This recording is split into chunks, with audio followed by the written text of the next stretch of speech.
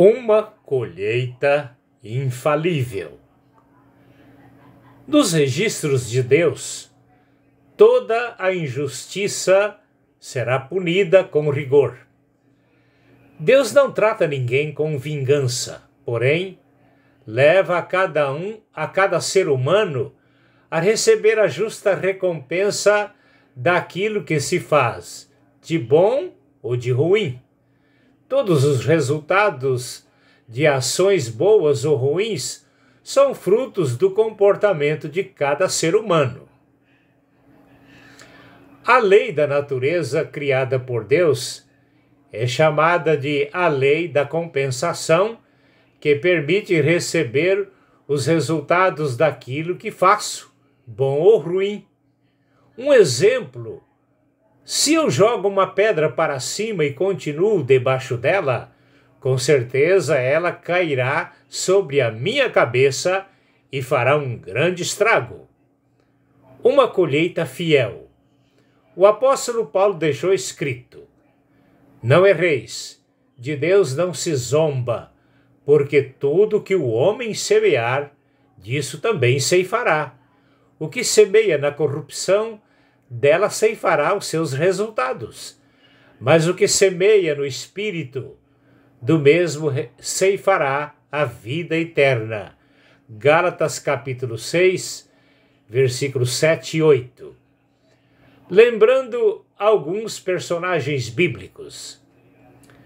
A rebeldia de Adão e Eva, os quais teimosamente disseram sim ao não de Deus, envolveu toda a humanidade na escravidão do pecado, provocando tantos sofrimentos à humanidade.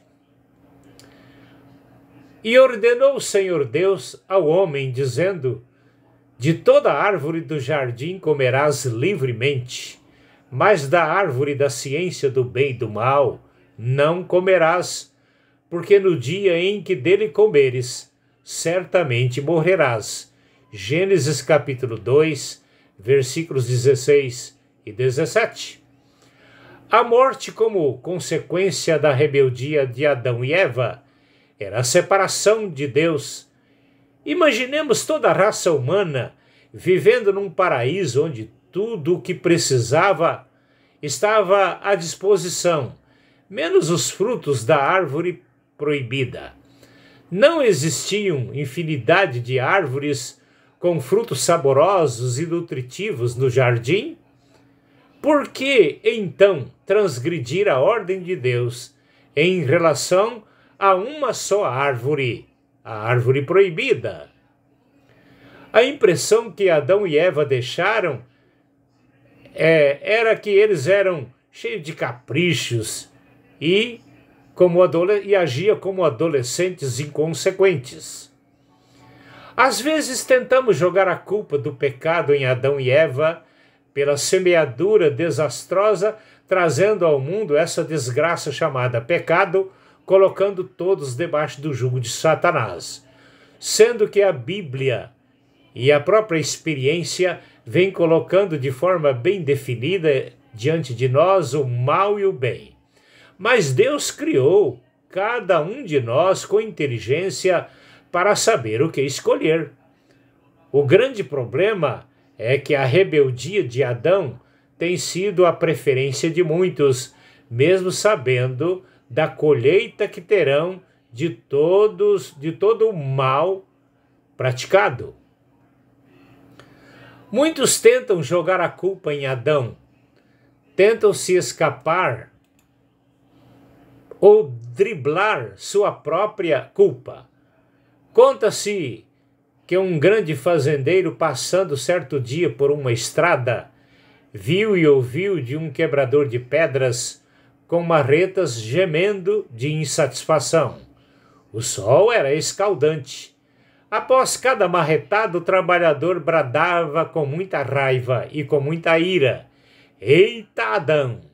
O fazendeiro, incomodado com os desabafos do trabalhador, aproximou-se dele com uma pergunta: por que após cada marretada a exclamação: eita, Adão?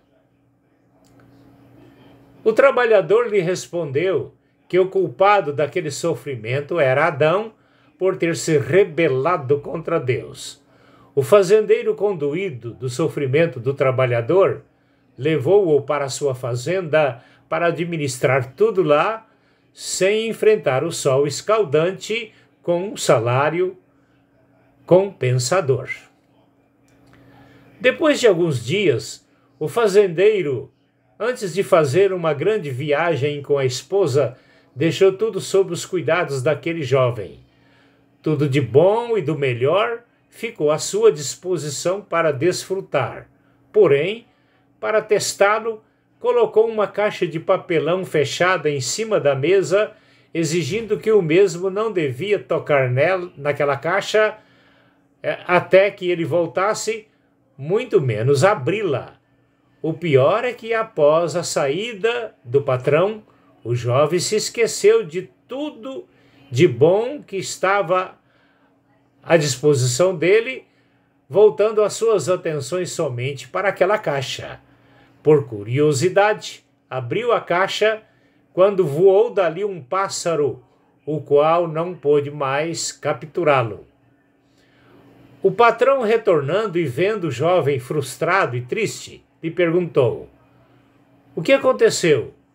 O jovem, após explicar-lhe a sua desobediência ao patrão, o patrão o mandou de volta para a pedreira quebrar pedras, dizendo-lhe: "A partir de hoje, cada marretada que você der, não cita mais o nome de Adão, e sim o seu próprio nome."